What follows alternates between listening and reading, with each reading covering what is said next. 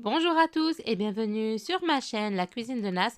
Je suis ravie de vous retrouver aujourd'hui dans cette nouvelle vidéo dans laquelle je vais partager avec vous mon repas d'aujourd'hui avec cette chaleur insoutenable. Un repas vraiment tout simple qu'on peut manger quand il fait très chaud.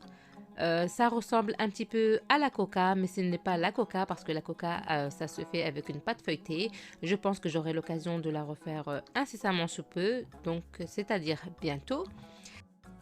Je vais pour ce faire avoir besoin de 500 g de farine, d'une cuillère à soupe de levure boulangère, une cuillère à soupe de sucre semoule, une demi-cuillère à soupe de sel, une demi-cuillère à soupe de levure chimique, 50 g d'huile, une cuillère à soupe de poudre de lait et environ 260 g d'eau qui est bien sûr tiède. Je mets le tout dans mon pétrin et je laisse la pâte se rassembler.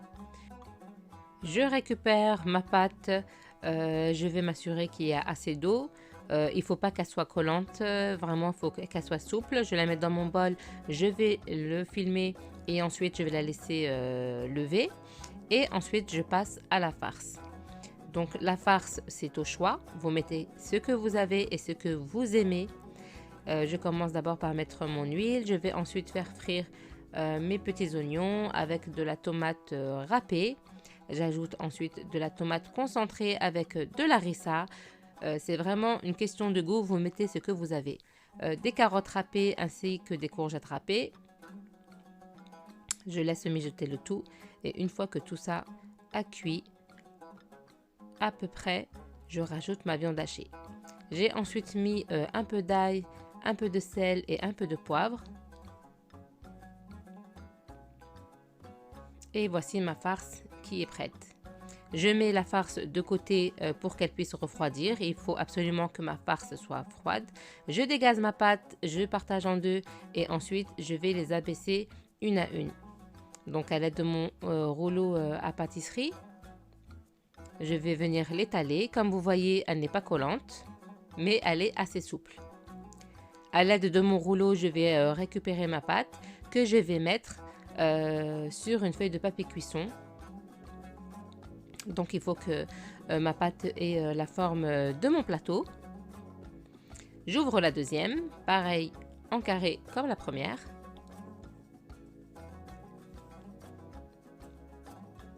Et une fois que les deux carrés sont prêts, je vais transvaser sur mon plateau. Voilà, et ensuite je vais mettre ma farce. Donc là, j'ai assez de farce, je vais la partager en deux. Il faut que ce pain-là soit fin, pas trop épais. Donc après avoir mis ma farce, je ne mets pas jusqu'au bord pour pouvoir après souder les deux pâtes. Un peu de fromage râpé et je referme le dessus. Donc j'essaie de souder au mieux tout autour.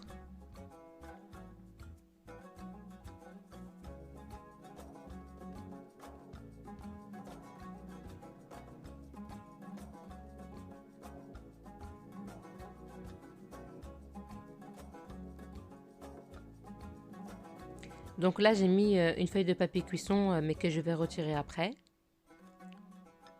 Voilà, j'ai préféré mettre de l'huile. Et je vais transvaser mon pain fourré parce qu'au final c'est un pain qui est fourré sauf qu'il n'est pas épais.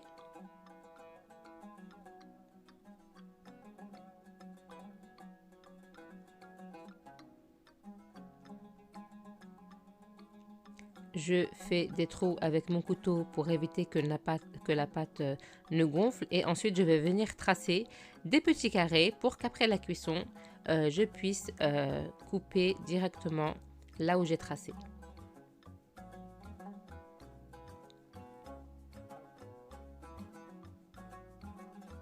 Donc il faut faire attention à pas trop couper, sinon la farce risque de sortir. Il faut vraiment tracer et à l'aide d'un jaune d'œuf avec un peu de lait au choix, je badigeonne sur tout mon pain et ensuite je mets des olives noires dénoyautées que j'ai coupées en deux sur chacun des petits carrés.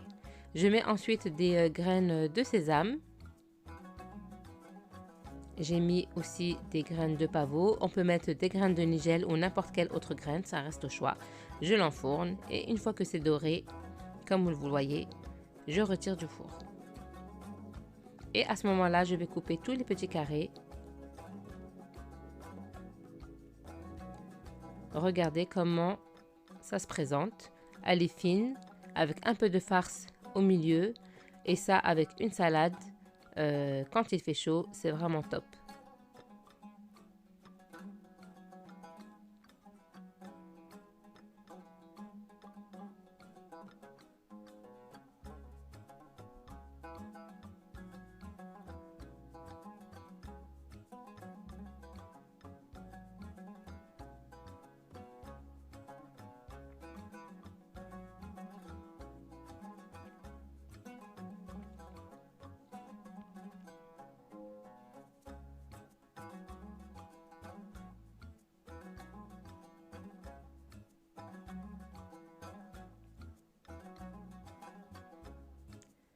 Donc, comme il me restait de la farce, j'ai refait une autre fournée de pain. Donc, j'ai refait une deuxième pâte et je vais utiliser plutôt l'autre moitié de la farce pour faire un deuxième pain. La consistance de la pâte, quand elle est cuite, elle est moelleuse, elle n'est pas dure.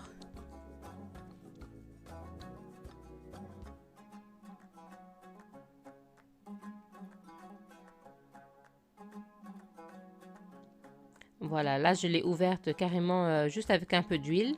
Donc celle-là, elle est plus souple que la première. Après, ça dépend de vous, la quantité que vous mettez d'eau. Ça dépend de la farine, si elle va absorber ou pas. C'est à vous de gérer votre pâte.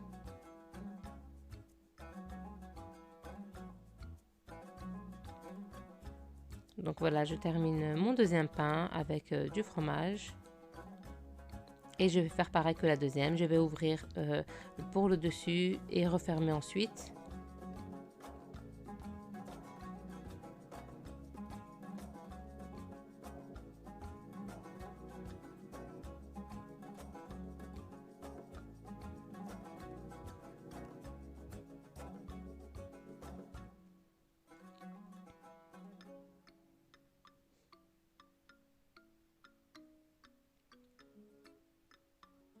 Donc là, vous allez voir l'erreur à ne pas faire avec le couteau. Comme je vous ai dit pour la première, je ne sais pas si on peut dire ça galette ou pain fourré ou voilà, je ne sais pas comment appeler ça. En tout cas, c'est pas la coca. La coca, c'est avec une pâte feuilletée. On le fera un jour. Je badigeonne. Et là, je vais tracer avec mon couteau. Et vous allez voir ce que ça fait quand on coupe trop.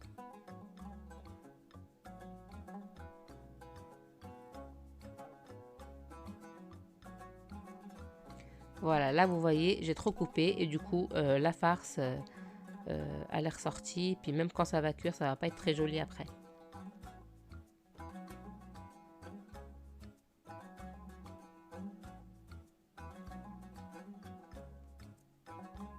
Donc mon deuxième pain est prêt. Je l'enfourne, je laisse cuire. Et une fois bien doré avec une jolie couleur, je retire comme vous voyez là. Vous avez vu là où c'est ouvert? C'est pas très joli. Donc je vais le couper en petits carrés pareil que la première.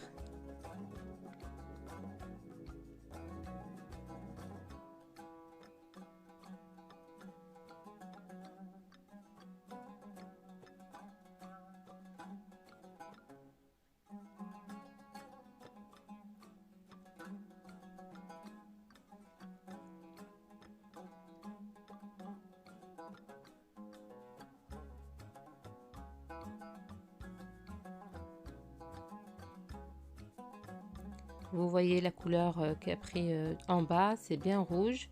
Le pain, il n'est pas épais. Il y a assez de farce.